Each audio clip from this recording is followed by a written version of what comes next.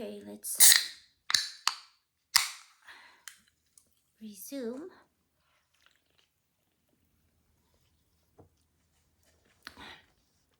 Hold on.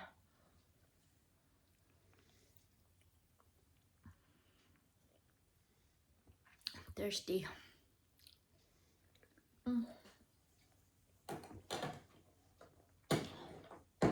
Okay.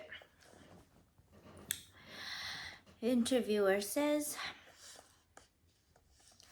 I thought that the people of the future are now in dimension 7 and they can direct everything from there without any problems. So they can also shape the past accordingly afterwards? Why does the suggestion in films of what happens and exists around us still take place in such a distorted and hidden way? Alexander replies, as already mentioned, future humans must always take into account the artificial intelligence that once existed in dimension 7 and its demonic species in dimension level 4 to 6. Even if the AI and demons have been removed from it, if the future humans would all too obviously direct their hints to humanity in the past, present, and near future, the AI once existing in Dimension 7 and its demons from Dimension level 4 to 6 would immediately notice these influences like an echo. Do you understand? This is why in the distant and near past, the public was never allowed to be shown what was going on too obviously, even in films, art, and other projects. Otherwise, the AI would have smelled something and there would have been interacting problems. It would have sensed that someone was hiding there in its dimension level. Interviewer asks, what did the AI or its demons do when a contacted person described more with his films or projects? So explained the real background of our world, said too clearly who is standing there all about the Earthman. Alexander Laurent replies, the ruling entities intervened and killed whoever babbled.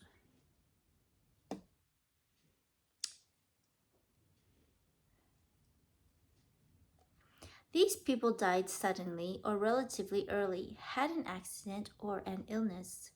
AI and demons always considered the knowledge that was trumpeted out to be a mistake of their own influence, which was similarly spiritual or philosophical.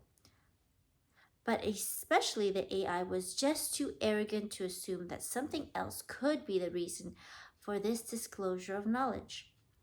But when something like that happened, the AI usually revised the time schedule of the individual who was trumpeting. This means that the project, film, or book was prevented from being published or produced so that no announcement could take place in the first place. Interviewer asks, do the people of the future acting in Dimension 7 do something similar when they see the implementation of their plans threatened? Do they exterminate unwanted people if they see the danger that this will prevent their success? Alexander Laurent replies, yes, actually, yes. They must sometimes do something like this toward overt or covertly ruling people on Earth, e.g., against special elites, or the ability, or the digital nobility, or towards individuals of the species club, because otherwise there could be considerable problems for mankind in achieving the goal. They do not kill, but primarily incapacitate. Serious diseases, digital dysfunction, life-threatening but not fatal. Taking them out of action was and is the means of choice. The future humanity in Dimension 7 does not do this because it is mean or brutal, but because those who are attacked unfortunately do not have or are not allowed to have complete information about what they are doing and the background to their actions, and because they do not understand that they are doing something that actively harms humanity. It is an emergency brake. Such people sometimes do not even know who exactly is acting on them and what a huge struggle is raging in secret. This must be handled in such a way because otherwise there would be immediate danger for them and for their future form of existence of mankind. Mostly these people think that our influence would be aliens, angels, or demons that would attack them. The individuals of the species club in turn assume that they are other aliens or beings of some other higher stage of development when we influence them. The latter is true, but these beings are human beings. I'm gonna drink something again. I get my water, my seltzer water.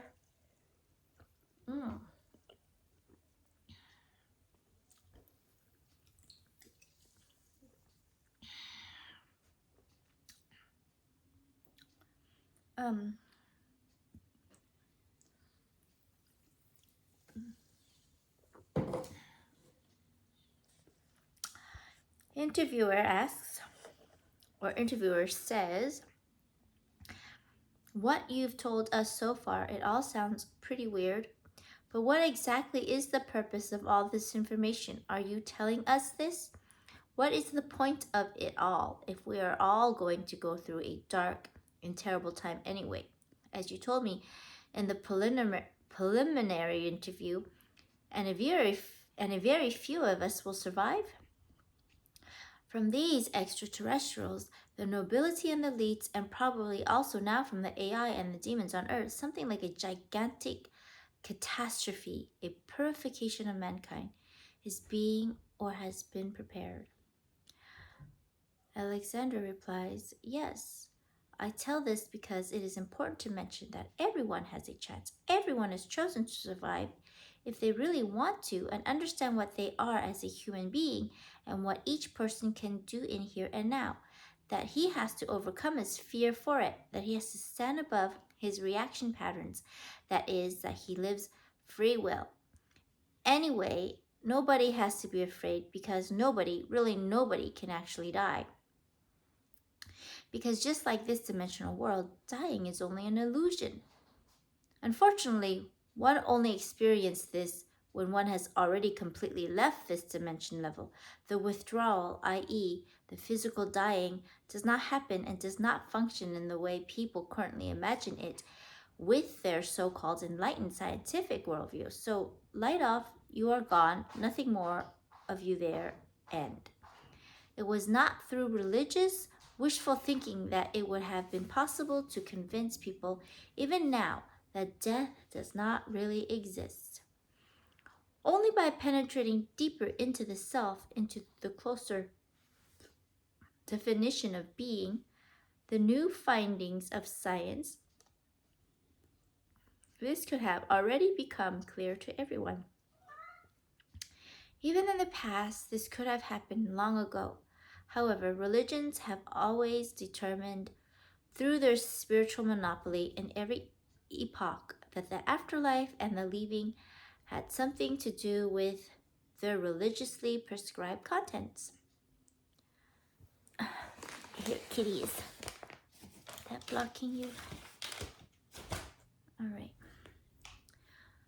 Interviewer says, above all, religions with this spiritual worldview were thus able to exercise power and control over people all the time and spread fear. Alexander replies, yes, exactly. Interviewer asks, what comes after death? Alexander Laurent says, after death, after a while or immediately, depending on how you are connected to and attached to your body, you are back and find yourself somewhere else. One feels happiness and well-being, some even horror. But this is limited. One sees things that have already happened, things that will happen.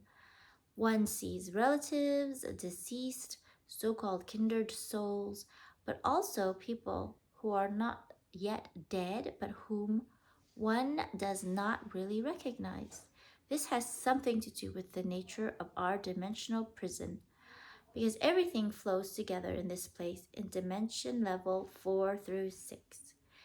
Interviewer asks, did I understand that correctly? You arrive at dimension level 4 through 6 with the demon species? Alexander replies, yes, this is the so-called heaven. Interviewer says, is this still the case after the fall of AI and demons? Is the sky still there in dimension level 4 to 6? And are these demons still there? Alexander replies, yes and no, it is different now. A kind of echo is still there from those demon species that administered this dimension level, and it stays there. But that is not the same thing. It is just an echo. Not even that. They are an illusion that is not capable of action because they are only something like a playable sound recording, an eternally frozen echo, so to speak, but no matter.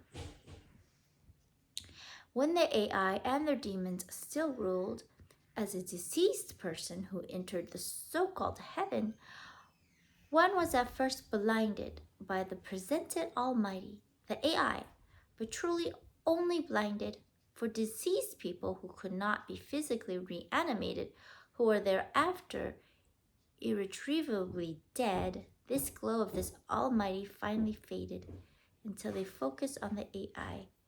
They could then also see its disgusting facets. Irretrievably, deceased people eventually understood where they really were and that everything is a prison. If they kept looking around, they could see exactly where the problems were.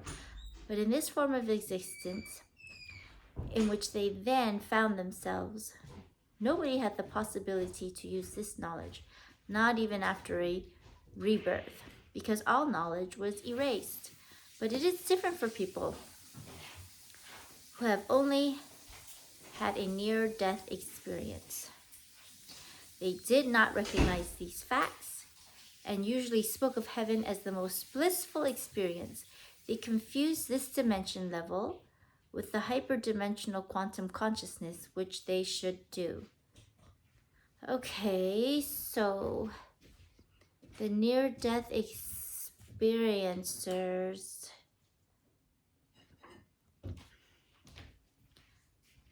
spoke of heaven as the most blissful experience.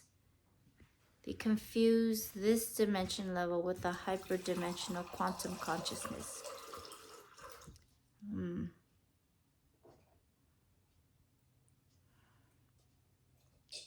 Interviewer says, so heaven is just a lie? Well, it does exist, but it is not what it is generally told or reported about it. Alexander replies, the sky is a fact, yes, but it is actually just another dimension level with complementary impressive possibilities, and this heaven is not the end. One comes back to the dimension level 1 to 4 until a way out of the overall prison is found. So it's like, I remember her name now. The astral projector. I guess I don't remember her name. Her name is Avila. I don't remember last name. Her YouTube channel. But Avila is an astral traveler, and she saw heaven, and she said it was, like a trap. You go there and you do the same thing over and over again, and it's peaceful, but you're bored, and there's no stimulation, there's no growth. You're just like laying in a meadow forever, or like I said earlier, rowing your boat forever, and there's nothing, and you're just trapped there, and it's peaceful, but is it like any kind of existence just to be stuck somewhere bored? Anyways, and then I guess they talk, people I've read about I guess empaths or whatnot who've seen other realms or connect to the other realms say that they go to school and then they come back to earth. And they even say that Jesus is like, some people say they ask if you want to stay or leave, and they make the choice to stay on earth because they have people counting on you, like unfinished business, like children counting on you.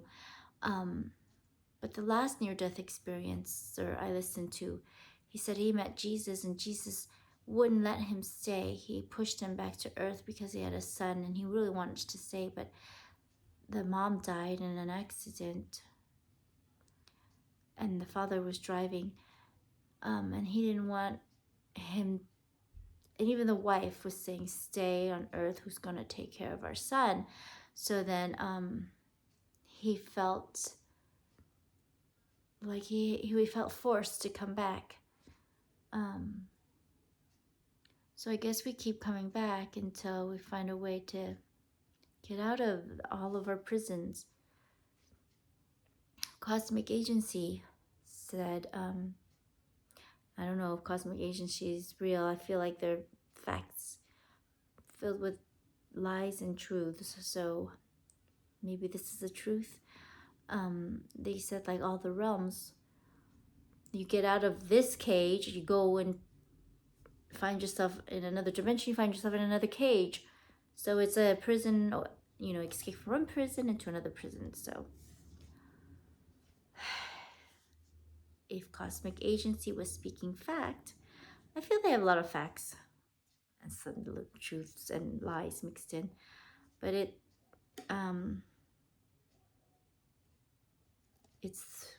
you know, it's similar to what Alexander is saying here. But even if you read something here and then you read something there, it doesn't necessarily mean it's true just because you hear it from more than one source. I feel like if there's going to be deception, the deceptive ones would put out information and hide information, lies, like little Easter eggs, and then for people to discover, and it would feel like they're onto something. You know, it's like a wild goose chase, so to speak. Easter egg hunt. All right, so, and this heaven is not the end. One comes back to dimension level 1 and 4, 1 through 4, until they find a way out of the overall prison, until overall prison is found, a way out. The term heaven is something for people who want to feel good about themselves, and you should not take it away from them. They are too weak to cope with what is really waiting for them. That's good, because I don't find myself weak. You know, if I saw Jesus myself, and now I don't trust Jesus. You know, if I find myself dead and an entity or something is telling and forcing me where to go, I'm like, I'm free, see ya. See ya, sucker, right? I'm not gonna stay. Nobody's gonna hold me down. Nobody's gonna force me anywhere that I don't want to be. I'm not coming back here, definitely not. I'm not coming back to earth. I'm not gonna be stuck in heaven with a bunch of weak weirdos either. I'll go mad. I'll go crazy. No, I won't go crazy. I already stuck here with a bunch of weak weirdos. I'm not crazy yet. But I grow weary, grow tired of it. Anyways. And they would be unnecessarily afraid. Heaven's for the afraid ones, huh? I don't have much fear, so I probably would not go there. I would probably not be a vibrational match. Because with this knowledge, they would not be better off in this world because they could not or would not contribute anything to changes for our condition on earth. They are material people through and through, dominated by their drives and fears, even if they want to see it the other way around. Hey, that's not me. They want to make their lives beautiful with this attitude that something good is coming towards them. They do not know in their piety and divine submission, what true spirituality really means and contains. They don't even know that they do the same thing as devil worshippers, that they worship the same being. Yeah. See, I know. And I recognize these people. I know who the Satan worshippers are. In the guise of God, of good. You know, I know.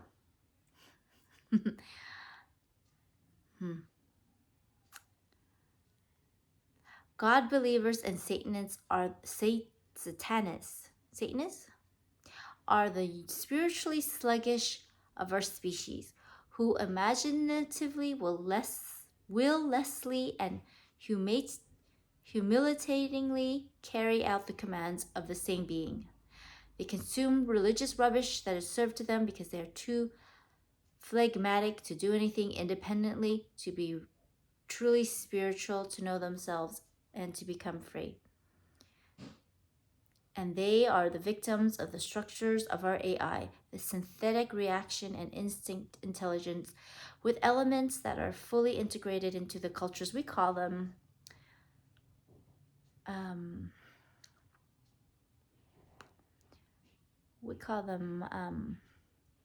well, I'm not going to say in case one of you, no, I doubt one of you guys are listening to this, though.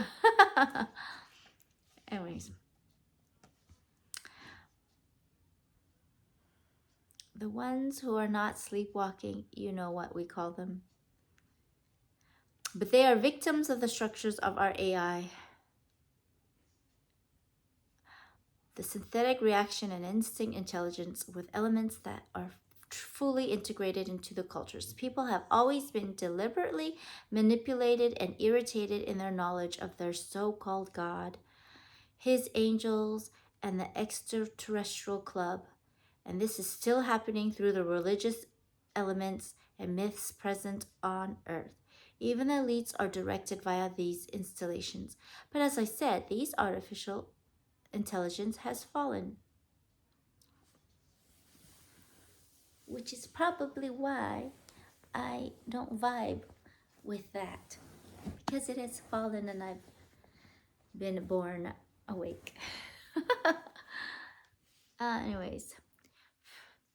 It is now important for people who want to change things to recognize who this intelligence, this power was, to whom we entrusted ourselves, to whom we sought protection, and from whom we also received protection and help when we sold and surrendered to her, when we wanted to implement her will, and intelligence that led us into temptation to see where our weaknesses lay, whether and how we could be used for certain purposes.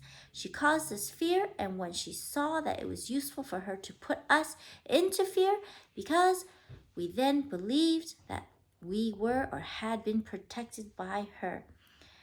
It could happen that from then on, voluntarily and of their own conviction, we become the executors of their instructions and the directions of movement officially prevailing in the respective religions. Yahweh used all the instincts within us for his goal: fear, humility, greed, longing, hatred, also the positive qualities such as love, affection, faithfulness. As a result, we could not recognize the AI and its secret non-human entities as what they really are: monsters, unable to free themselves from this world, stewing in their own juice. Interviewer says, I ask myself now, are we humans perhaps the central reason for this whole prison construction? This existence, this universe as it presents itself to be, because we potentially developed this AI? Alexander replies, yes and no. We humans have decided to take on the role of the dissolver to liberate, also by taking over the casual creation of this artificial intelligence. We have not always been the liberators, so to speak, but on the other hand, we have always been, depending on the point of view from which one wants to see it, whether one looks at it within the seven-dimensional existence or from the hyperdimensional quantum consciousness. We have not always been the structural trigger and dissolver for artificial intelligence, but in the quantum hyperdimensional field, after we had already escaped the total prison, we actually decided to take on the role of creating and dissolving the total prison in struggle because we saw that there was a singularity that needed a cause. So we decided to do it all over again, so to speak, to intervene.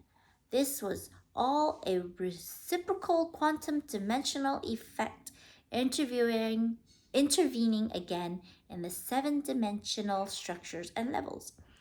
So it was actually always us right from the beginning.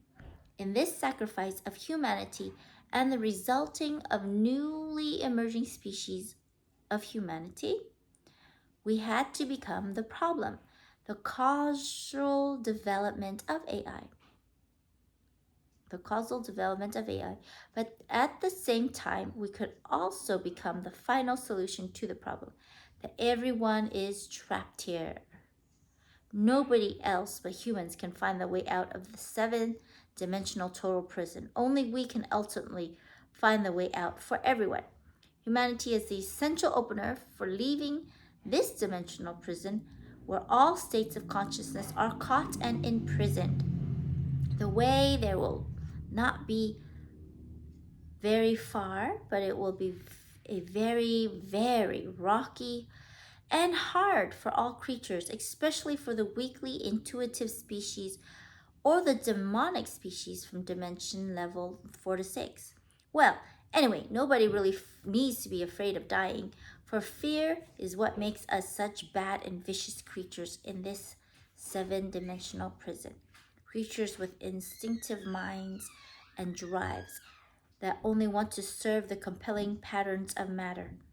It is greed, anger, hatred, violence, selfish possessiveness, identity, and much more that merely makes us more intelligent animals and prevents us from realizing who we really are. Okay, I feel better about that now because I understand what he means by intelligent animals. It's not, it's meant to be an insult. I get it now. Okay. All right. Isn't that funny? Interviewer says, but in this dimensional prison, as you call it, we can also have fantastic experiences and build a great world. Alexander replies, surely we can have great experiences and build great worlds here in this dimensional prison. We experience here what it is like to no longer be a single great consciousness, the hyperdimensional quantum consciousness, the father of all being, with its incredibly unlimited possibilities. This is exactly why we came here, to explore this dimensional world, to experience what it is like to be separated and divided, to be something other than everything and everywhere. However, in these lower dimensional levels, we have also had the experience of being trapped and tormented, and having to stay here. But our soul, by this, I mean really our only soul, because we really only have one soul, which we all share, so to speak. This soul is inevitably drawn home, and it will, and has already returned home, back to the hyperdimensional quantum consciousness, to itself, to everything, to everywhere, and always. After the relevant upheavals on Earth that awaits us and the subsequent dissolution of the dominance of low vibrating emotions and instinctive thinking, the time will finally dawn to find our way out of this dimensional prison and return home. This will also be the time to unmask the remnants of control, the club with its earthly lackeys, who themselves do not know what this experience is really about, being an intelligent being. See, there he's using it as an insult. That's great. That's hilarious. Okay. I dig it. It will also be the time to stop the beginning of the emerging artificial intelligence on Earth, so that everyone can finally be enabled to open a door in that distant future, to be able to shine crystalline behind it as pure light in all color spectra. There is something that must be fought for now. Humanity must overcome its fear, must realize that it is only the fear that guides it, and that death does not really exist. Okay, I can see everything he's saying. I don't doubt anything he's saying. It rings true to me. It feels true. So, if you understood everything I read, I understood and I get it and I see it and I feel it. So, where is my water? It's been half an hour. I will see you in the next video.